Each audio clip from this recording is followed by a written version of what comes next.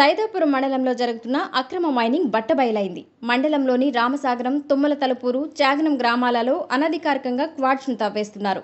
దీనిపై ఆయా గ్రామాల వాసులు నేషనల్ గ్రీన్ ట్రిబ్యునల్కి ఫిర్యాదు చేశారు. ఆ ఫిర్యాదును స్వీకరించిన NGT, pollution board, mining, forest, revenue తదితర శాఖలకు నోటీసులు జారీ చేసింది. అక్రమ క్వార్ట్స్ తవ్వకాలపై వాస్తవాలను ధృవీకరించాలని అత్యవసర ఆదేశాలు ఇవ్వడంతో సంబంధిత ఉన్నతాధికారులు రంగంలోకి దిగారు. హుటాహుటిన సైదాపురం మండలం చేరుకుని అక్రమంగా మైనింగ్ జరుగుతున్న ప్రాంతాలలో ఆకస్మికంగా తనిఖీలు నిర్వహించారు. అక్కడున్న వాహనాలను స్వాధీనం చేసుకున్నారు. లీజు గడువు ముగిసినా అక్రమంగా తవ్వకాలు జరుగుతుండటంపై వారు తీవ్ర ఆగ్రహం వ్యక్తపరిచారు.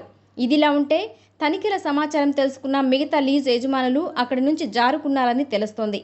మరో 10 రోజుల పాటు తనిఖీలు కొనసాగనున్నాయి. మండలంలోని Shobharani mines, Shri Shirdi Sai mining company, Shri Venkata Kanakadurga mining company, KSR mines తదితర కంపెనీలకు కేటాయించిన 50 ఏళ్ల లీజు గడువు ముగిసింది. త్వరలోని వీటికి టెండర్లు పిలిచేందుకు ఎన్జీటీ సిద్ధమవుతోంది.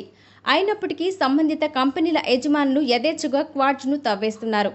దీనిపై ఫిర్యాదు అందుకున్న గ్రీన్ ట్రిబ్యునల్ సీరియస్గా తీసుకుని అక్రమార్కులపై కొరడా జులిపించేందుకు సిద్ధమవుతోంది. ఈ క్రమంలో మైనింగ్ జరుగుతున్న ప్రాంతాలను పరిశీలించిన అధికారులు ఇల్లీగల్ మైనింగ్ ధృవీకరించారు. దీనిపై ఈ నెల 24వ తేదీన ఎన్జీటీకి పూర్తిస్థాయి రిపోర్ట్ ఇచ్చేందుకు సిద్ధమయ్యారు. దీంతో అక్రమార్కుల గుండెల్లో రైళ్లు పరిగెడుతున్నాయి.